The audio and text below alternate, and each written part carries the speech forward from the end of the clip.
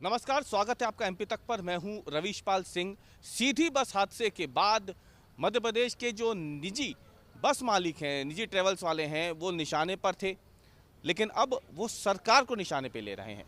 हालांकि इसका सीधी बस हादसे से कोई लेना देना नहीं है, लेकिन अब जो बस मालिक हैं, ट्रांसपोर्टर्स हैं, उनका ये कहना है कि भैया ये जो पेट्रोल डीजल की कीमतें बढ़ रही हैं, खासतौर से डीजल की, उसकी वजह से उनका घाटा बढ़ता जा रहा है। जबलपुर में एक बैठक जो है बताया जा रहा है 25 फरवरी को आयोजित होनी है। इस बैठक में मध्य प्रदेश के सभी जो बड़े बस मालिक हैं, जो बस जिनकी कंपनियां हैं, बस एजेंसियां हैं, ये जुटेंगे और ये बस मालिक मिलकर के तय करेंगे कि सरकार के सामने इन्होंने अपनी जो मांगे रखी है, जो अब तक पूरी नहीं हो पाई है, उसे लेकर के क्या ये 1 मार्च से आंदोलन करने की स्थिति में है या नहीं। अब इसके पीछे का गणित मैं आपको समझा देता हूं कि दरअसल ये बस मालिक सरकार के सामने अगर चुनौती खड़ी कर रहे हैं तो वजह क्या है। वजह ये है, हमने उन बात की, बच्चू रूहानी जो है उनसे हमने बात की जबलपुर में। उनका ये कहना है कि 7 साल पहले यानी 2013-14 के करीब आखिरी बार हुआ था जब बसों का किराया निर्धारित किया गया था। उस वक्त जो डीजल की कीमतें थी वो करीब करीब 55 रुपये के आसपास थी प्रति लीटर। उस वक्त जो किराया था वही किराया अब 2021 पे भी उनके लिए निर्धारित है, लेकिन तब से लेकर अब तक डीजल की कीमतों में ज़बरदस्त उछाल आया है। आपको बता दें कि मध्य प्रदेश में डीजल प्रति लीटर 90 रुपये के करीब बिक रहा है, कई जगहों पर ये 90 से ऊपर भी है।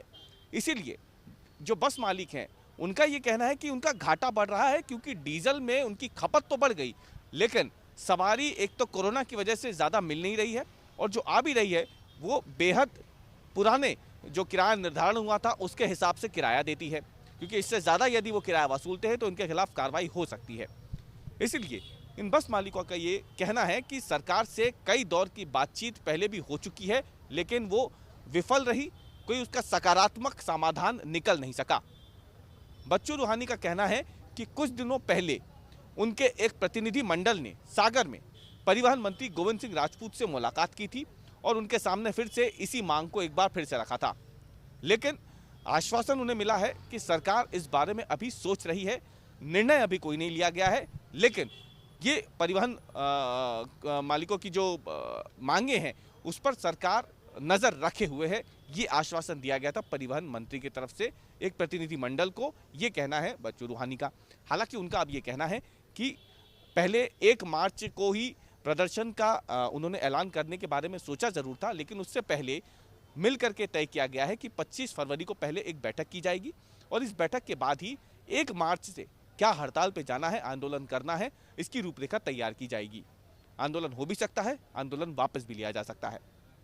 अगर आंदोलन होता है तो मुश्किलात कहाँ होगी, मैं आपको बताता हूँ मुश्किलें कैसे खड़ी होंगी। क्योंकि अभी कोरोना की वजह से ट्रेन यातायात जो है वो बेहद सीमित है, ज़्यादा ट्रेनें चल नहीं रही हैं।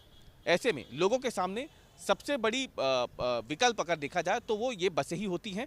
हाल ही में सीधी में भी जो हुआ वो हमने देखा, बसों में क्षमता से ज़्यादा लोग सवार हुए थे। वजह यही थी क्योंकि सीधी तक उन्हें जहाँ परीक्षा केंद्र जहाँ था, परीक्षा देने जहाँ उन्हें जाना था, वहाँ तक पहुँचने के लिए उनके पास दूसरा कोई साधन नहीं था, विकल्प नहीं था, और इसलिए उन्होंने बस को चुना। बसों में लोग अभी भी बड़ी संख्या में जा रहे हैं क्योंकि ट्रेनें चल नहीं रही है, और यदि ऐसा होता है, आंदोलन 1 मार्च से होता है, तो हज़ारों की संख्या में बसें सड़कों पर खड़ी हो जाएंगी और लोगों को मिलेंगी नहीं, जिसकी वजह से स्थितियां हाथ से निकल सकती है, लोग परेशान हो सकते हैं। और इसी को लेकर के ये दबाव की राजनीति, रणनीति जो है फिलहाल परिवहन मालिक अपनाए हुए हैं। देखना यह है कि 25 फरवरी को जब बैठक होगी तो उसके बाद हड़ताल को लेकर के क्या फैसला